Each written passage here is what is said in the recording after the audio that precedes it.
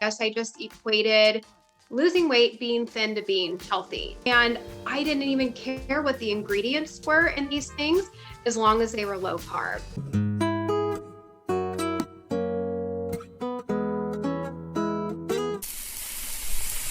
Hello, I am so excited to get to have this conversation with my friend Courtney Luna today. This has been amazing. I saw her on the Instagram when she first started getting into carnivore and was posting, and she just gives so many practical tips. This has obviously become a life passion for her. We have a lot in common. Family is number one for both of us. And so there's a lot that I want to get into about what that juggle is like and what that looks like, and how it is that carnivore got you to this point. So welcome, Courtney. I'm so happy you're here. Hey, thanks for having me. I'm so excited. I mean, I feel like we chat all the time. We became fast friends, but you were like one of my first like real like carnivore friends. I remember seeing your interview on YouTube with Baker, and I was like, oh, I gotta reach out to this lady. So I found you on Instagram, and you were so like warm and receiving to me and took me under your wing. So hey, thanks for being so welcoming to me and our little community. Thank you. That's such a special thing to hear. I did not know about that story. I didn't know that you saw my interview with Sean. That was a fun one. That was a really vulnerable day for me. And the stuff came out that I wasn't really planning on. But it was just great to have that interaction with him and see how much commonality we really do have. And I think that our community is so special. That's been shocking to me, how friendly, approachable, supportive, that it really has come down to. We're sort of outcast in a lot of our situations because of our choice, our proud choice to eat how we do. And I definitely experienced that going to KetoCon. It was so fun to meet you in person and to see so many of the other people that are new and passionate enough that they want to make this a big part of where they spend their brain energy, their time, their resources. And how did this become such an important anchor for you? You just passed up your 1 year about, is that correct? Yeah. Oh, how Yeah. did that happen? Gosh, it's been quite the year. I didn't realize like I would be like this. I don't know, not that it's my identity, because I feel like that kind of tiptoes into like the vegan thing, but it's such a big part of my life, and I didn't understand it was going to be this way. Like I was already showing up on social media sharing low carb and keto. Like I had never heard of carnivore at the time. Like I don't know why I was so out of the loop. So for me it was just another, oh, I discovered this, I'm not feeling that great because I was just on a 4-month binge. I'm like, let's try this. And I started sharing that journey, and I felt amazing. And so many other rabbit holes I fell along the way. Eating this way, I feel like it's so much more than just the food. There's all the little like biohacking things and this and that you can do. And it's just, I feel like everyone in this community, it's just an overall like need for like well-being. And it's just been so awesome. And yeah, I feel like it's anything I'm learning right now, it's all like in the health space and carnivore, people. And it's been mind blowing. Like once you realize you've been lied to, like, holy cow, there's a lot of rabbit holes to go down. Wow. So you're like a rabbit hole explorer. You get your special badge and like, let's dive in and go for it. Yes, I put my tinfoil hat on and I go right in. Yes, it's time. I love it. I love how you described it, the health hacks that we get into. In fact, the theme of KetoCon is even changing now to a hack your health conference, with KetoCon's like a little sponsor. So I wanted to find out so you said you were coming off of a binge, and you also said that there was low carb. What were some of the things that you had worked with in the past to try to get healthier? Yeah, so it all started, I think I was 13. I went to my first Weight Watchers meeting, and I wasn't like obese. I mean, I probably had like 15, 20 pounds, and it wasn't like I was made to go. It was suggested. I wanted to lose weight. And gosh, looking back now, it's like, okay, you can track all this garbage if it's your points for the day. So I've had essentially like 25 years of wonky eating, yo-yo dieting. I've tried it all, slim fast. My favorite was that I was recently reminded of the Special K diet. Now, not the drug, but the cereal, where they're like, have 2 bowls of our cereal and then a sensible dinner. Oh my Like, gosh. yeah, so insane. Like, I've tried it all. I feel like when I was starting to get a little bit more like into the normal dieting, like paleo, that was kind of helpful. Keto, low carb, on and off for 6 to 7 years, but that never worked for me totally. I did lose some weight, but the food obsession was still there because I was having all those keto treats and I just didn't know any better. You're addicted to them, so you keep having them and it is what it is. So yeah, I'm still like, how did I not hear about carnivore? Like I was online, I was following blogs, like no one said anything. Anyways, I guess we're all supposed to come to our journey in the right timing. But so before I found this, I stopped doing keto, which was unfortunate because it was working for me. I lost 50 pounds from my second baby, and then I fell into the anti-diet culture BS. And I'm Oh, like, yeah. And I'm like, oh yeah, I can moderate croissants. Sure. No foods are bad. Everything's on the table. I'm like, hell yeah. Because I'm realizing now, like I was a carb and sugar addict. So it was essentially 4 months of a binge. The first week started out great. I actually lost 2 pounds. I'm like, oh, I can do this. Yeah, not so much. So I gained 40 pounds in 4 months. And finally, wow. I'm just like, woke up one day and I'm like, I'm just sick and tired of feeling this way because I felt like garbage, horrible. And at the time, my husband was sending me Paul Saladino's TikToks. And I'm like, why are you sending me this? Like, are we not supposed to have vegetables? This is insane. And so he was the beginning of our carnivore journey. And that's, Oh, what kind of dug us into searching around this community. And I did start out animal based like he was, but mm, having those fruits like still continued on my cravings. They were a lot better, but I wanted to eat blueberries even though I just had a 1 pound steak. mm. So while I don't agree with a lot of the things he's doing, I'm forever grateful to him because that's how I found this community. And yeah, the rest is history. Now I'm pretty much strict carnivore. I did have some pickles last week if, anyone wants to come arrest me for that. But Oh, yeah, the police are coming. Oh I no. know, careful. But yeah, I've been doing amazing. It's been so life-changing for me. And something that stuck out in my brain or sticks out in my mind is when I first heard Serena say, I am an abstainer, not a moderator. And I'm like, oh my gosh, that's it. I just got goosebumps right now because that's when it finally like clicked. I'm like, there we go. Like I can't moderate myself around those ingredients. I just obsessively think about them. I binge and I restrict or I try not to eat them, but I'm just constantly thinking about them. And now it's like, okay, there's a reason why I don't drink alcohol either. I can't moderate around that. And that's okay. People think that's fine if you want to give up alcohol. They don't judge you. But if you give up carbs and sugar, oh my gosh, you're a lunatic. So I don't get why people don't accept that. But yeah, that was a major light bulb moment for me when I heard her say that. Abstainer versus moderator. And I love that we have, and it's not even that we're saying from our position, Courtney, that it's like everybody else has to be an abstainer. We're just like, we need a room and a space that is safe for those of us that have figured that out. And we figured out, and I think there's a lot more of us than we think, and I think there's a courage and a bravery to looking at the truth, because I love what you were saying about the keto treats, because in our mind, we were telling ourselves, this is healthy. This is keto. There's nothing, wrong with this per se, except for the thing that was wrong is that we couldn't stop. And the thing that was wrong is it was leading us to, actually having binge on approved foods. And so I think that having that cognition of like, okay, this obviously works for some people, but there are some of us that are truly abstainers.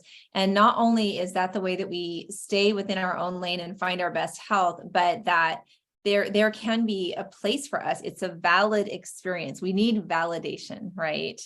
Yeah. And yeah, I mean, if some people like my husband, he's carnivore, but once in a while he'll have some non-carnivore foods, but he just gets right back at it and he doesn't give it another thought. Yes. Where say if I like allowed myself like one treat a week or something, I would think about that all week. And then I would feel like crap from it. And then it would just be like a vicious cycle. So yeah, some people can have those things here and there and be fine. But for some of us, like it's just better. They're off the table and you just don't give it another thought. And I'm also coming from more of like a nutrition place this time, whereas all the other times were strictly to lose weight. I didn't think about like, maybe this is so naive of me, but I didn't think about like what that was doing inside my body. I guess I just equated losing weight, being thin to being healthy. And I didn't even care what the ingredients were in these things as long as they were low carb. Like the Barbell bars from Trader Joe's, I loved them. And Lord knows the ingredients that are in there, but it was 2 carbs. Or like the low carb tortillas, I would have like 4 of those. They really are so good. I miss the texture. But 60 grams of fiber, it would hurt my stomach so bad, but I would still be binging. Oh yeah. So yeah, that's why I just love eating this way because it's nutritious too. You're not getting all this extra filler stuff. I love that. I think that connection that you just made between nutrition and health and weight loss and health. And that is such our culture right now, just to say, oh, how's your BMI? How's your percent? What's your body percent? And this is what is you being healthy or you being not healthy. And yeah, we're doing the same thing with the food. We're looking at like the wrong measurements for whether the food is actually going to do the things that we need it to do in our body. I just think that that's phenomenal. It's a different approach. We can all say that, oh, that we're interested in dietitian or nutrition, but really we were probably more interested in looking a certain way. And I think that you're right, that something shifts in the carnivore realm. And I didn't even see it as much within paleo and keto and in those ones that were kind of the precursors that were more popular before I came. There is such a shift in carnivore, even so much so that people are coming to carnivore that are underweight or overweight or dealing with, rheumatoid arthritis, inflammatory conditions, so many conditions, mental conditions that people are finding carnivore. So I definitely want to hear about the specifics. I know you have a weight loss journey, which is exciting. We've all been watching that. And I want to hear about some of the other things that have improved for you now that you are 1 year carnivore. Yeah, so to the weight loss, I'm down 45 pounds and I still I still have probably like 20 pounds to go. But the other benefits I've had, my skin has cleared up drastically. I had really bad acne like pretty much all my life. So that's healed up a lot. No gas or bloating. Like I literally do not toot all day long. And I think we kind of get used to that being the norm when we're eating, standard American diet or even just low carb keto, like you're having those fibers. And so that was actually like surprising because I think they even say like, oh, the average person passes gas X amount of times a day. And it's like a lot. So people don't believe me when I say that, like the haters. What else? Oh, so like the food freedom, which I know like people are like, how do you have food freedom? You're not eating all the foods. And, like we talked about earlier, like for me, food freedom is not, being obsessed over food and not going through the mental gymnastics every day to figure out how I can eat this stuff. So I don't think about it anymore. So to me, that's freeing. Another thing, I was able to go off of my Zoloft for anxiety and depression. Mind you, I still have some moments here and there, but I mean, it's a drastic difference. And that's like a huge thing for me. And it actually kind of pisses me off to think like, I didn't have to go through everything I went through. Like it could have just been a diet change. If they're saying that inflammation of the brain, is linked to anxiety and depression and you're eating a very high inflammatory diet, then hello, nobody once asked what my diet was like or any kind of that stuff. Like, I don't know, do they not want us to know or did my OB not know? Like, I feel like a lot of these doctors they don't know proper nutrition. They're just, being taught what they're taught and they're looking to prescribe a medication to fix the issue and not get to the root. So I get a little frustrated when I think back, like, God, I was really struggling and maybe I just needed to ditch all the carbs and the sugar I was having. So that's been awesome one. Trying to think what else. All the other ones that everyone says, you just feel good, the energy, and just Sleep. overall just feel Yep. awesome. Yeah. How has sleep been for you? Fine if my kids leave me alone. So, I have two little ones, 2 and 5, and somebody is always coming into our room in the middle of the night. But yeah, my sleep is great when everyone lets me sleep. On that mental health journey, do you think that there's been some other ways and things have happened? Obviously, nutrition is the number one thing, and getting that inflammation down. What have been some other things that you have used? You said you're still having, some struggles, as we all do. Like, are there some things that you actively do to help manage that help you in addition to the diet? Yeah, I think I'm getting better about exercising. I think that definitely comes into play, get those endorphins going. I'm excited for this little self experiment I'm going to do. So I am going to try adding some carbs in, but animal carbs the week before my period. Awesome. So yeah, so Dr. Mindy Pels, I know you love her. I know I haven't read her new book, but I do know that she awesome, it's right there. I do know that she suggests having some carbs before your cycle to help progesterone. Yep. So lately I've been like a little irritable. I mean, I wouldn't say I have bad PMS at all. I don't have like zero cramping, no headaches. Like I feel good, but I get a little impatient with my kids, a little cranky.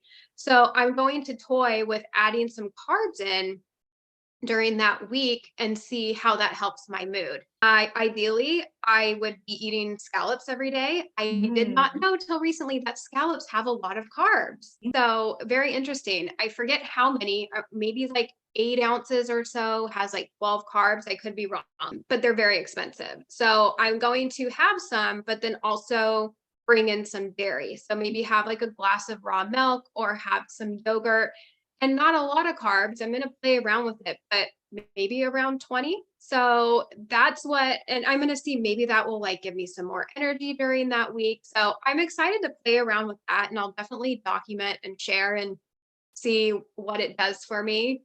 But as far as what was I just went off on a No, you were tangent, I talking about feel. your practices. You were talking about so as you use like meditation, breathing, Okay. any of those kinds of hacks or whatever on the mental health. We've kind of said that a lot of us in the carnivore journey are open to all kinds of hacks. We're not just going to say just eat meat and we're done. We're kind of playing with some other things. So yeah, I was just kind of asking about the details on that. So I'm hoping those carbs will also help my mental health. I do meditate. I do breathing. I love journaling. I love a good like visualization meditation. Mhm. And my favorite song that my friend Brooke recommended is now I'm gonna forget it. I think it's called Time, and it's from the soundtrack of a movie, and Mm. it's beautiful. And it's just you kind of just like think about like visualization of the future and what you want. And so I do a lot of go ahead. No, it made me think of a concept of, kind of manifesting or, speaking things into the future. And I was just talking with Coach Bronson a couple of weeks ago, and he's like, as a coach, and I want to ask you because you've had a little bit of experience with kind of some group coaching and whatnot. He said that really we're giving them the blueprint. And so it's not really all as woo-woo as it sounds, right? He's like, if you can draw that out for somebody and you can show them and explain to them and describe for them in detail how it's going to feel. In his case, it's going to be, how does it feel to feel muscled, to be able to get up and move around and have this, movement piece being strong. And, but he's kind of saying that. So I love what you're talking about visioning a future for yourself and thinking, what would that feel like? And just asking that question to yourself. So anyhow, this is really good. So this is kind of along those lines.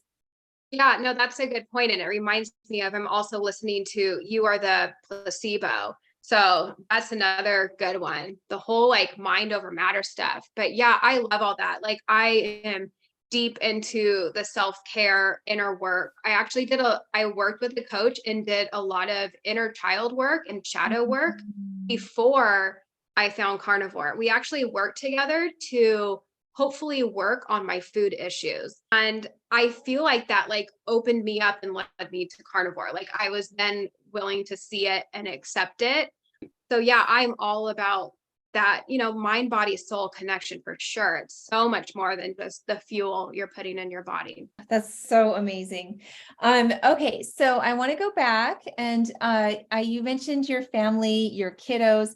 How has that been? I know you heard a little bit about the husband and how he's handling the journey. How is it with the kiddos? Like, for one, as a mom, what are your challenges around food addiction, all of that? And for two, how are you going about teaching them about meat? And is that something that's for them too? Yeah, the kid thing it's hard in a way because it's a lot of like mental stuff too. Like, should I not be giving my kids vegetables? So it's been quite the journey. We didn't immediately like cut them off from everything, especially in the beginning, because it's like this is all new to us, and we're kind of like we felt like we were self-experimenting on our stuff ourselves while we still gathered information to feel comfortable about doing stuff. But my kids are very animal heavy. They love it. Thank goodness they love it. Like my kid, we had a tomahawk ribeye last week, and my older one was like, yeah, we're carnivores, lion diet. Like they love it and they get excited. So I think that's a big piece is educating them on this because, Okay.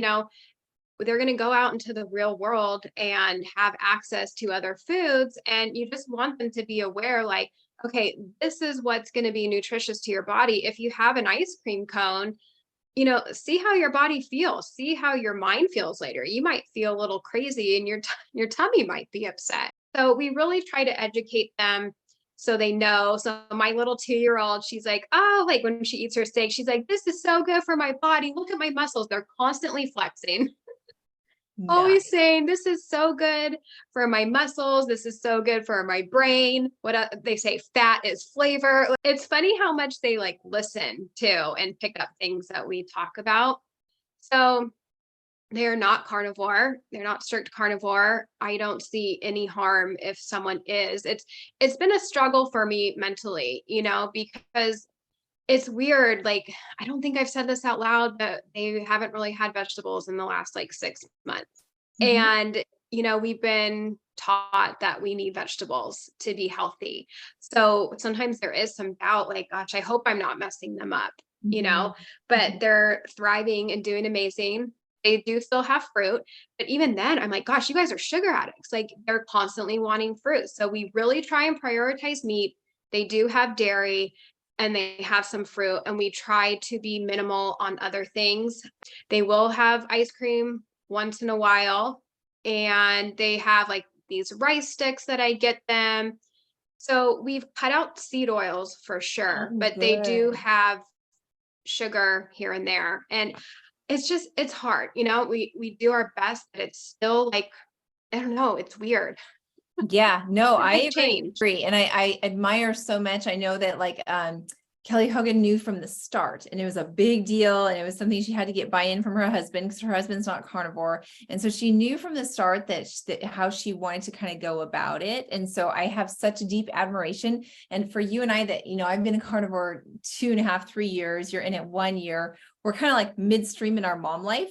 Like, you're really early. I'm like midstream to late stream. I've got young adults. I've got an 11-year-old. And so it's like, okay, how do we spring this on them? They've had a chance to develop their own preferences, thoughts about food, And so it's been a really tricky journey for me as well. And we are not 100% carnivore with the kids at home. I don't really feed them non-carnivore. We cook meat, a variety of meat. That's been my trick for feeding the family, is always including some bacon, including some sides, having it more than one type of meat. It doesn't even matter if they're all like the most delicious thing ever, but if there's more than one option out there, then I tend to not get complaints. 100%. And that's it. That's the biggest thing, I feel like. I mean, once in a while, often we'll be like, oh, it's lunch, we're having burger patties. But if there is like 3 options, we're having burger patties, steak, bacon, and here's some cheese, then it's beautiful. And Yes. yeah, they need that variety. Like, I could easily eat the same thing every day, but they need a little more variety. And if it's just animal variety, then that's perfect. Absolutely. How has it affected your social life? Like your mommy groups, your play dates? Like, has it been awkward on that, or are you getting support? How's that going? Everyone's been supportive, but it's just funny, like, because I've made some new friends lately. We are in a little homeschool co-op, and we recently got like three new people.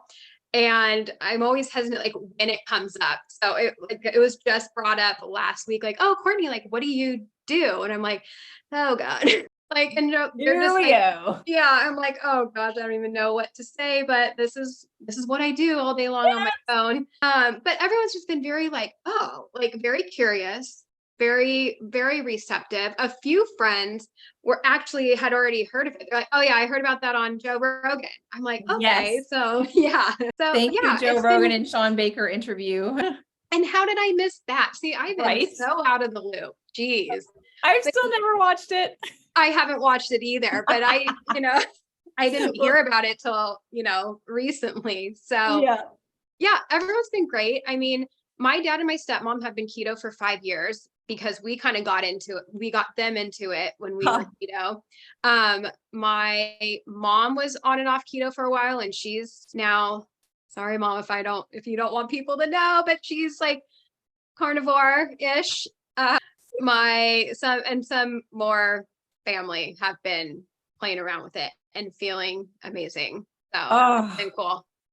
that's the thing. It's like, and so you have had some groups so far. You've been in the community a while. And so I love the story of there are some people that just switch over and they feel great immediately. And so I'm so thankful that that's happening with your mom. But man, there's another story out there. Have you heard other people that have struggled? And what are you seeing is the most impactful thing for those folks? Yeah, I feel like, yeah, a lot of people can go cold turkey and be fine, Yeah, but I don't know. I mean, it seems like some people, maybe do a little bit better by easing into it. And I don't think gotcha. there's anything wrong with that. I'm not an expert on all the nutrition side of things, but you hear like all the oxalate dumping and the histamines and the this and then that. So yeah, I don't think there's anything wrong with easing into it. And then of course, the common bathroom issue, like when you're adding so much fat, like there can be an adjustment period. And some people don't have it, they're fine. But some, yeah, that can give them loose stools if they're jumping their fat up all of a sudden. So might be worth easing into the high fat side of things too. Absolutely. Yeah. It's little steps going forward. I love that. And I wasn't on purpose that I didn't know I was headed towards carnivore. I had no idea, but I was doing a macro counting where I had to get 150 grams of animal protein. It was called Keto Gains. It was like a workout thing. And so just that alone, I had been doing that for the 7 months before I tried. So I would do keto gains and then I'd slide off on the treats, the keto treats, the fat bombs, So it's actually so nice to hear that seems to be like the last straw on the keto world, that people still can't get that food freedom. And I think because there's so much energy density in those fat bombs, and it's not necessarily butter or animal fats, it's typically, coconut oil fats or things like this, that I think that you're missing that nutritional component too. And so to me, like once you have the full nutrition, then the cravings can die down. And once you get those sweeteners out, then that is a big factor as well. So I love the crowding out concept for people that are, don't feel like you have to be perfect right away. And your journey was starting with meat plus fruit. And so completely valid. And then you learned so much about yourself in that period of time that since you had it narrowed down to meat and fruit, that you could tell which one was the problem. The meat wasn't the problem. Exactly. Yeah. And I had no intention of going strict carnivore. Yeah. My little, carb addicted brain was stoked to have this fruit. I did keep it low carb though. I was mindful of my carbs. I was probably around 50, maybe 75. But yeah, quickly realized that didn't work for me. But I think it was a great transition, not knowing that's what I was doing at the time. But yeah, so it was easy for me going through that to strict carnivore. And yeah, I mean, there's nothing wrong with easing in. I mean, if you've gone so many years of eating like crap, another couple months of slowly weaning off of it, you're fine.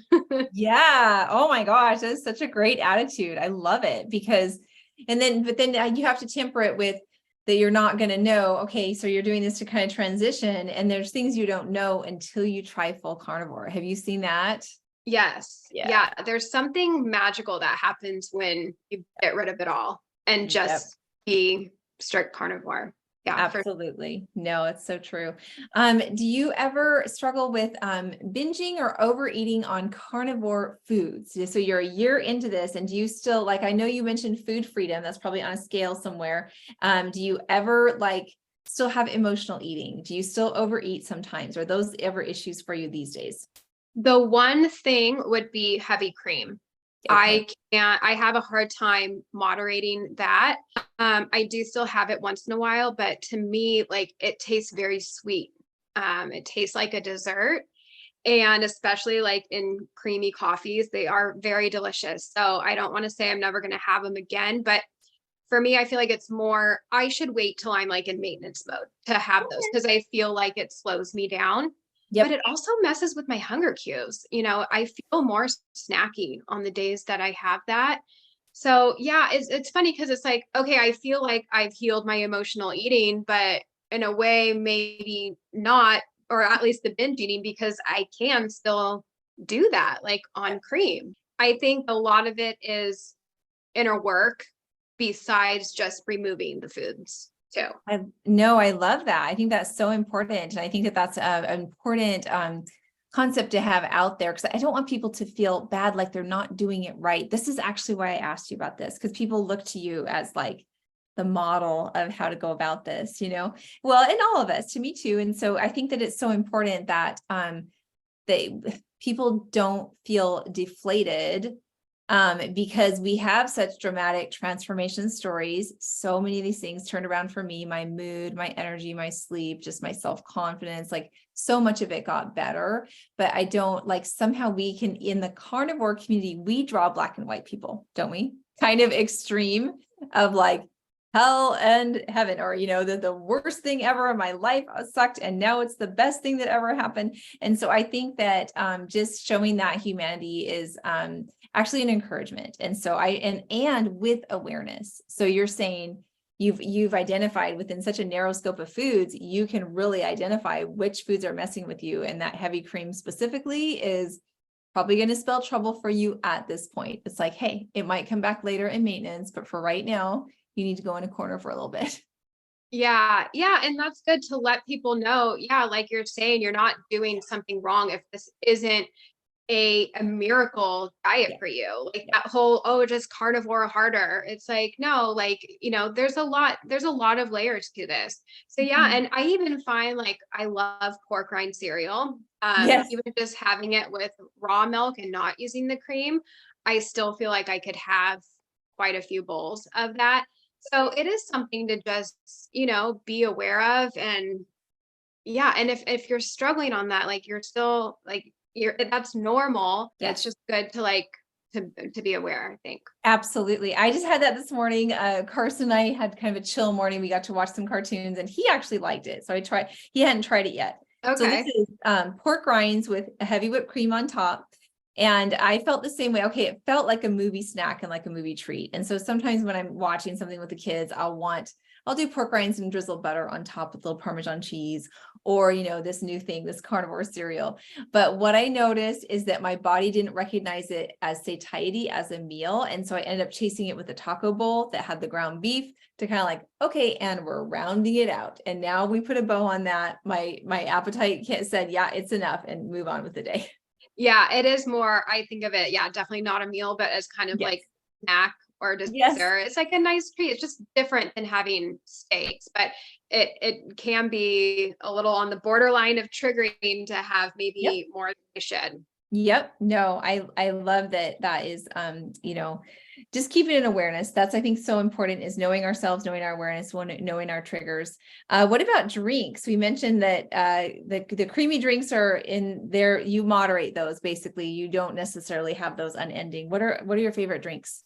I drink water. That's it, Ooh. really. And I have my electrolytes right here, stay salty. I use Element, just the raw, unflavored.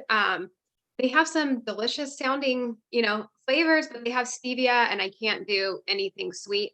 So I stick with that. I will have bubbly waters. That's kind of fun. But yeah, oh, and then coffee. Hmm. Can't give up my coffee. I'm Okay. addicted. Yeah, I gave it up for 2 weeks.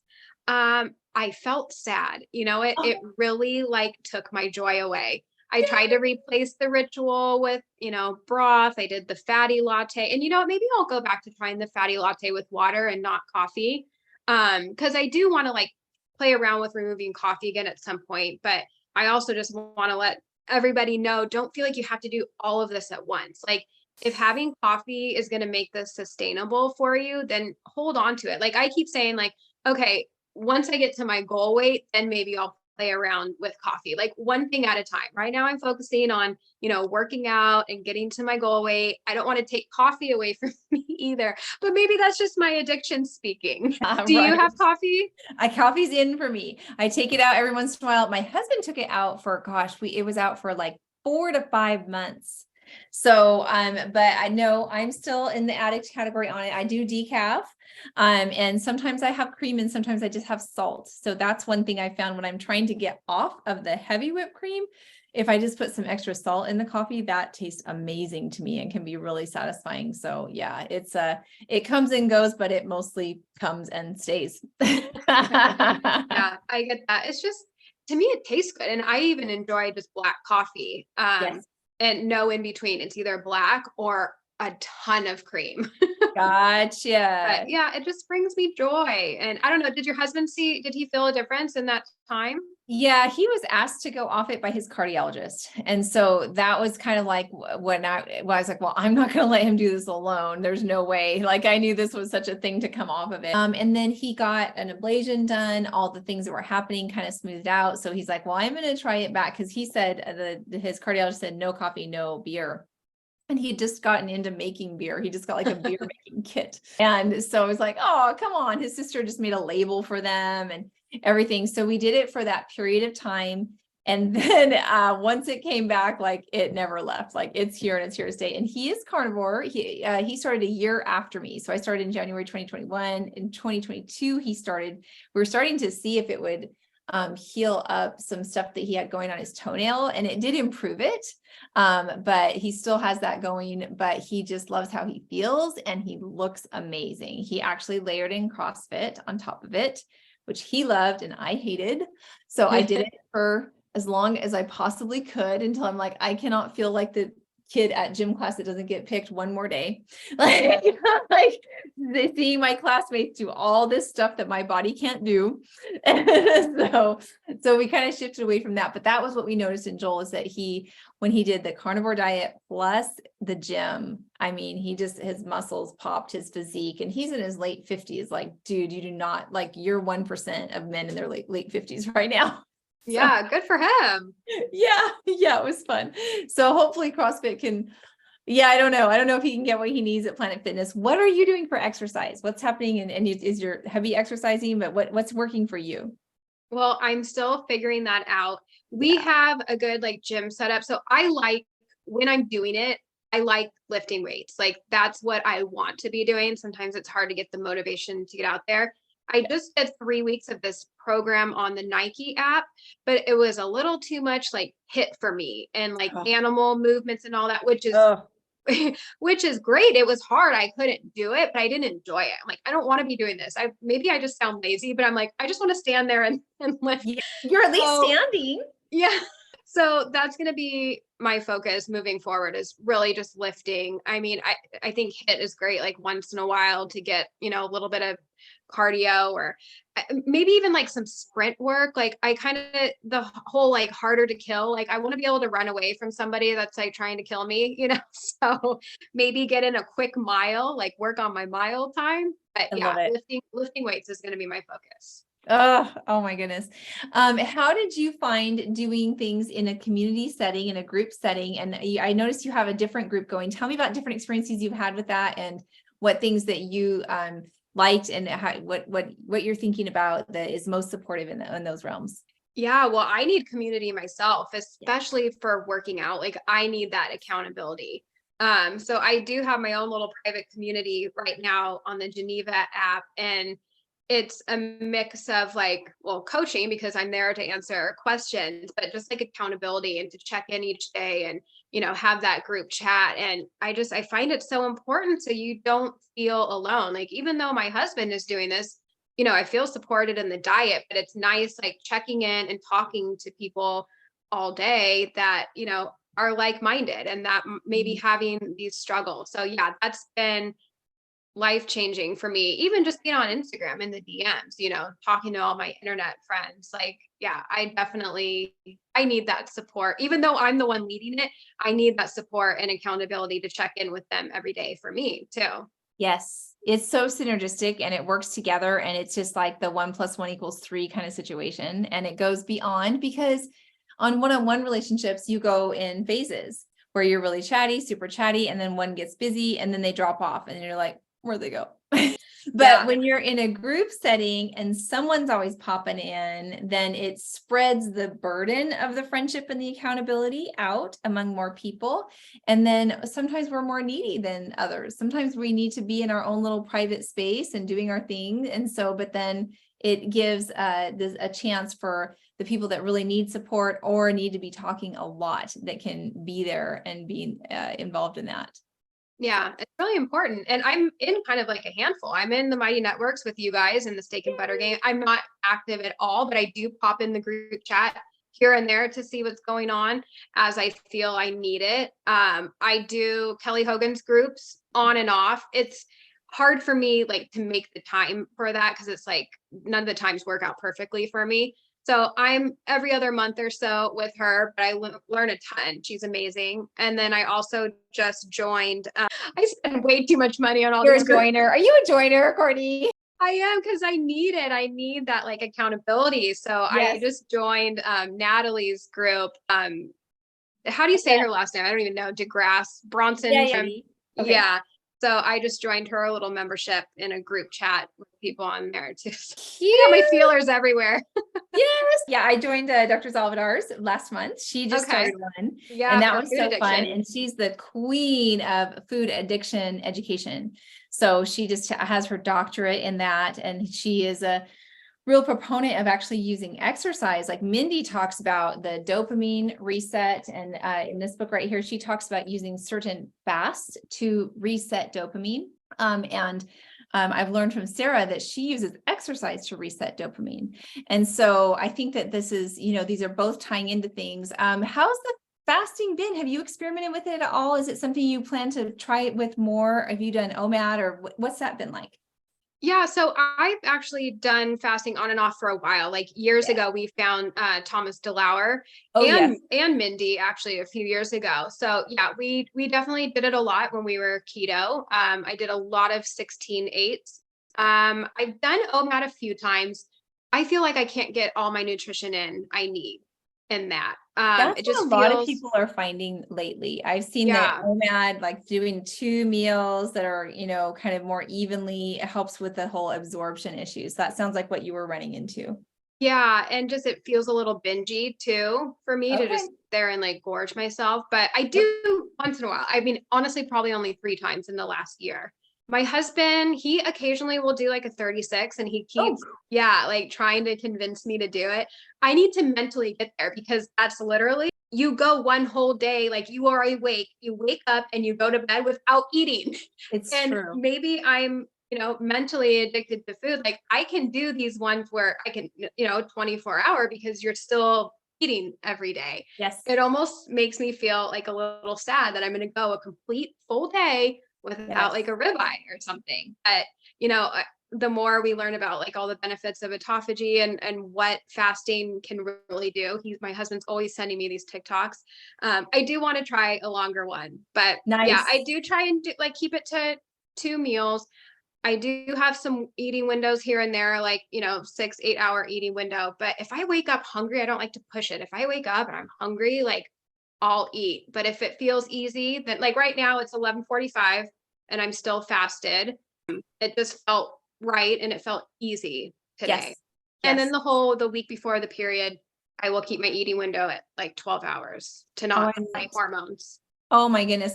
One of the tricks that I would do when you're talking about transitioning from OMAD to a 36 is what I call the 30-hour fast. I learned about it from Cynthia Furlow. She's written about it. And so you actually eat breakfast on one day and then you start your fast. So your fast goes through there, goes to the next day, and you eat dinner on the following. And so it turns out to be about 30 hours, but it's that sadness that you're talking about, like mentally, because there's like a mental thing. So you can have a ribeye for your breakfast, go through the next day, have a ribeye for the dinner, and then you still get a nice big fast in there. So, Okay. as you're kind of stepping up into it, people that long-term fasters they're just kind of needing a break, they're burnt out. I'm like, let's back it up and try some 30s for a little bit and just kind of a warm up, right? That's actually, yeah, that's a great idea. And I don't even know why I didn't think of that. Like, Yeah. why am I stuck on the 36? Like, it can still be magical. Yeah. Cause if you eat a steak at 7 in the morning, then the next 7 in the morning is 24. Yep. So yeah, you can even get probably like 32 hours. You can get 32 easily. Yeah. So that's Okay. I'm going to do that. Yay. I will do one soon. Yeah. Yeah. Oh, good. I'm excited.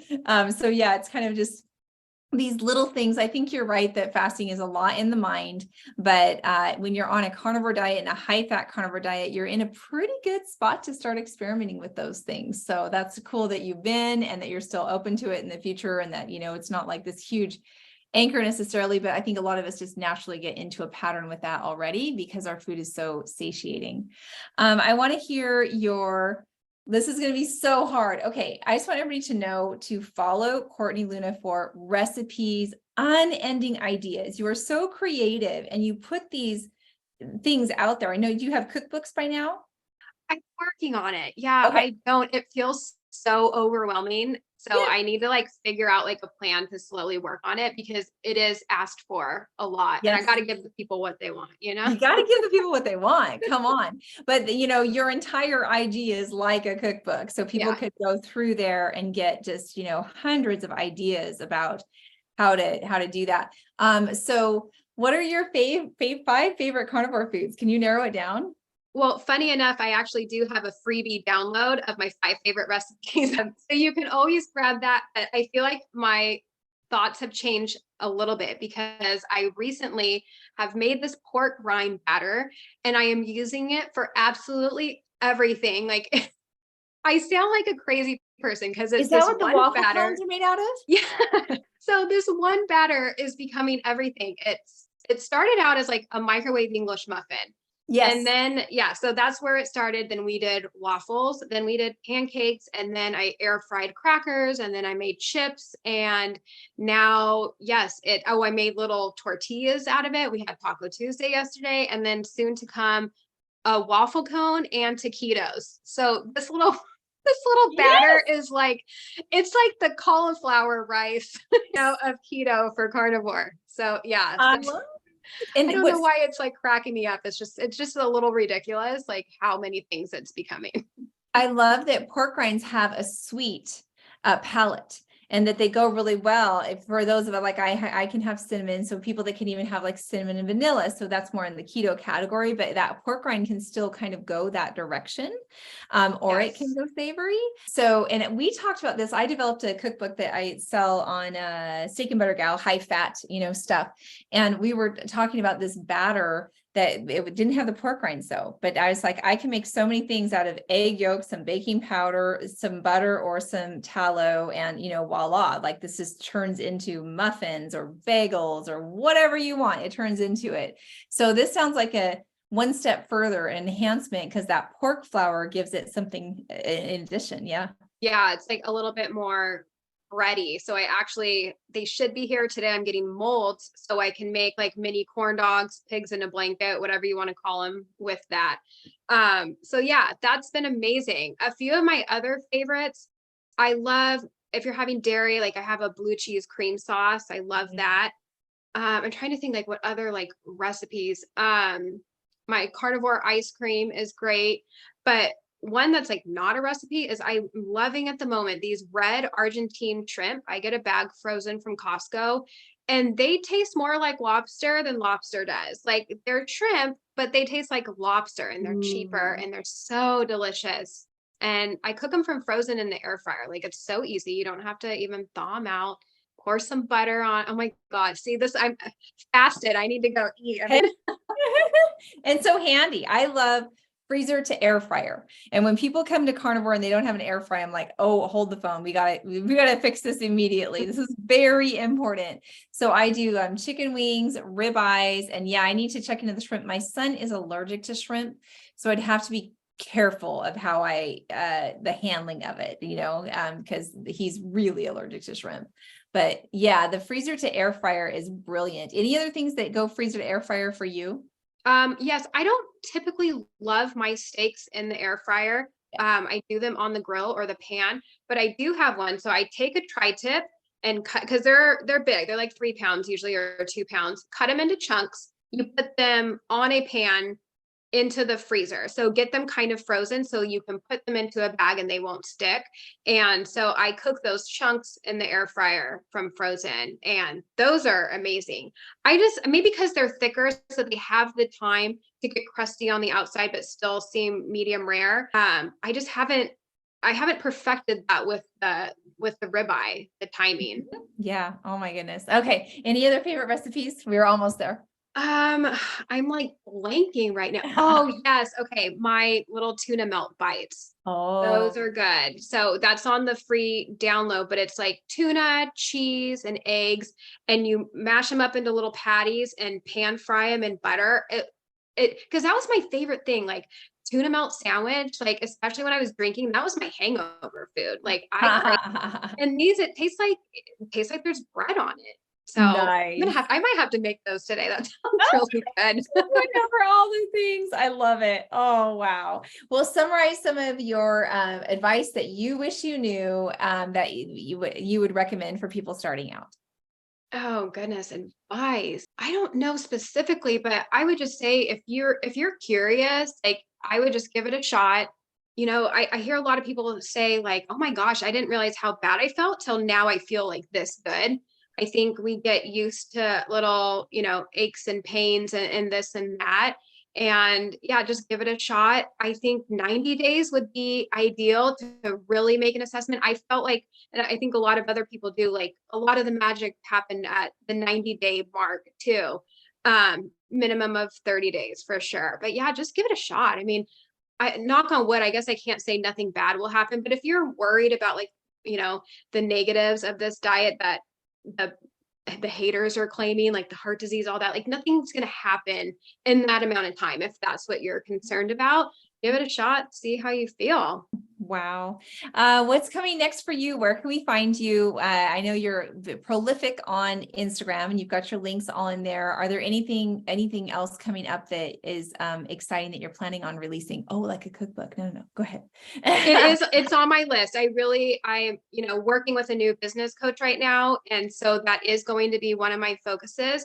And YouTube, like I am putting it out there and proclaiming that I want to be a YouTuber. So I am already there showing up, but I'm trying to do more and be more consistent and sharing like day in the life. So sharing a lot of vlogs on my daily life, which luckily are being well received. So I just Oh. want to do what's fun. And for me, that's fun. Maybe that sounds a little like self-absorbed because it's like my own little reality show, but I'm loving it. And I want to do more cooking for YouTube. So all my content is pretty much like shorts and, short form videos, but I'd like to do some longer 10-minute, like essentially like just picture Food Network, a cooking show, but it's me on your computer. Oh my So gosh. that's going to be my focus. So that and the cookbook, and then of course pouring everything into my little community.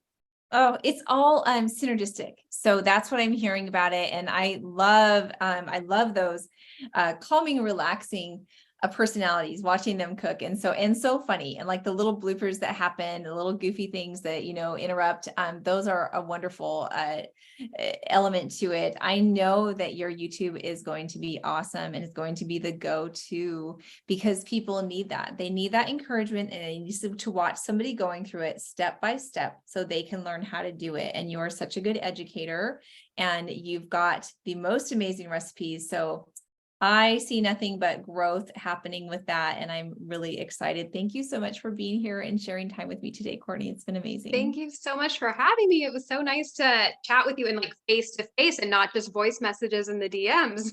I love it. Awesome. Okay. Well, have a great day. And yeah, look forward to seeing more and more of you on all of the places. We just love it. Thank you. Awesome.